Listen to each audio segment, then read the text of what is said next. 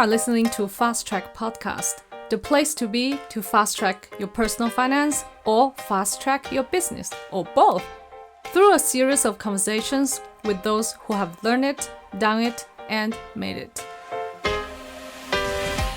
Before starting the episode, I have very exciting news to share with you. I am collaborating with financial imagineer Matthias Richter to launch the Fast Track Money course. This 6-week online course is designed to help young professionals in their 20s to early 40s to learn how to save more, earn more, and invest, using money as a tool to fulfill your dreams.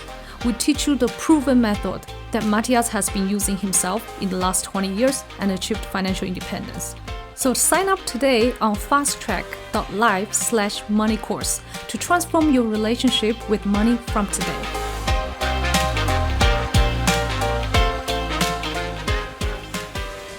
Sebastien is an international RTT therapist who helps people find purpose. He was prematurely born in Geneva, Switzerland, to a multicultural family. He was told very early on that physical performance and academic achievements would not be available to him because he was too weak.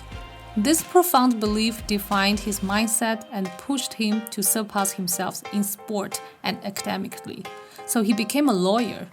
Over the years, he felt something was not right but kept going until he burned out.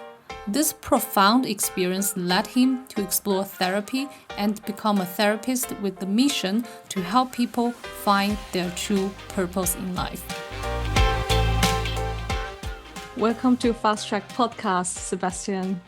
Thank you so much, Yassi, for this wonderful opportunity. Thank you. Can you tell us a little bit about yourself? What do you do?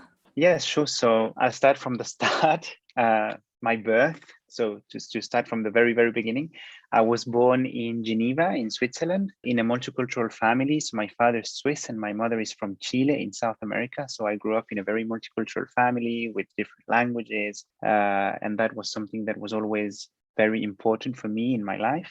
I told you that I was born premature because it's something that really defined myself from the very beginning and for the rest of my journey, because from very early on, I was told that academic achievements or sports achievements were not going to be available to me because I was too weak. So I always felt as a child that I had to work twice as hard to compensate and to be normal and just to fit in. And so this belief that I had about myself really pushed me higher and higher, stronger and stronger to surpass myself. So I did that academically and in sports.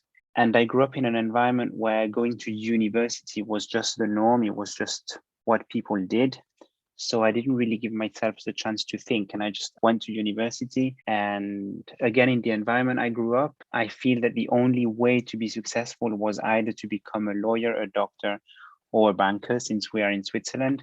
And I did that because it was kind of what everybody else was doing. So I did become a lawyer. It's kind of universal. I think in Asian culture is also a doctor, lawyer, not banker, maybe engineer. In some countries, they're like top choices, best jobs. And now Yes. You are like doing like therapy for people, being a therapist. How did you change your career from being a lawyer to a therapist, or why do you make the decision? Yeah, well, that was very interesting for me. And it took time, it took years of self-discovery, of understanding who I was, what I wanted, because I did the studies, I think because I was a good student. But then when I started to actually practice, I realized that this was probably not what I really wanted to do deep in my heart. And so that's where all the questions started. And so I started to look around. I tried many different things to understand what the problem was, because I really felt that the problem was within myself. And that's what really attracted me to therapy and to all that world of understanding oneself. Is there any moment in your life that make you feel like, okay, this is it, I cannot take it anymore, I have to do something about it? Or it's just over the years you just slowly discover it? Like how did you have that moment? Well, it was over the years. It was a long process, I would say, but I did get to a breaking point where in one of my legal jobs, I had a burnout and I had to stop. And that was kind of a wake up call for me. I mean, today I feel very privileged. I went through that experience. It was a very difficult one at the time, but now that I can look back, I have learned so much from that experience and about myself that I can only be grateful that I went through all that. I've really made it my mission kind of to help people who are going through similar experiences. Yeah, in modern day society, I've read statistics that, more people are experiencing burnout than developing countries. The life just seems Absolutely. like more stressful here. Absolutely. And well, we talk a lot about workload and pressure in those environments. I think all that is very true. But one of the most important things I found in the process of my own experience was that it was really about asking myself, is that what I want to do? Does that make me happy? Because if it doesn't, that also really influences the way you're going to feel at work and in your life. Yeah, this reminds me of one of my favorite book is called Mastery by Robert Greene. So in the book, it talked about, when we are born in certain society and the families, we have certain beliefs that, being a lawyer, being a doctor is like a best job, go to university. And then everybody has his own inner voice. But over time, from your peers, from the society, from the family, they create the beliefs that buried your own inner voice. And some people like you made it through, you find another path. But if you didn't go through that experience, people are still living in a life that maybe they don't feel completely fulfilled. That was a book I really like. Yes, and it's exactly what I'm doing today with my clients. It's exactly the process I went through. It's all about that. Most of us live up until a certain time, I'd like to say, according to other people's expectations, whether Yeah. it's family, whether it's society, whether it's education. And I did that for many years. I was living a life for others rather than for myself. And the whole process meant to go and find and to go and reconnect with that inner voice again, to find what really was making my heart beat and making me happy. Yeah. Mm-hmm.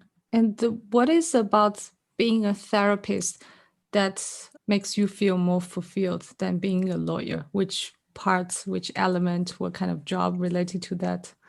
I Like, think, well, what's beautiful about both professions is that you kind of help people in both. But as a lawyer, I help people from the outside, I would say. And as a therapist, I help people from the inside. And so I have really the beautiful privilege to get to know people from the inside and get to know who they truly are with all their successes, failures, fears, and for me to have that level of connection with somebody is something that I have not found in another profession.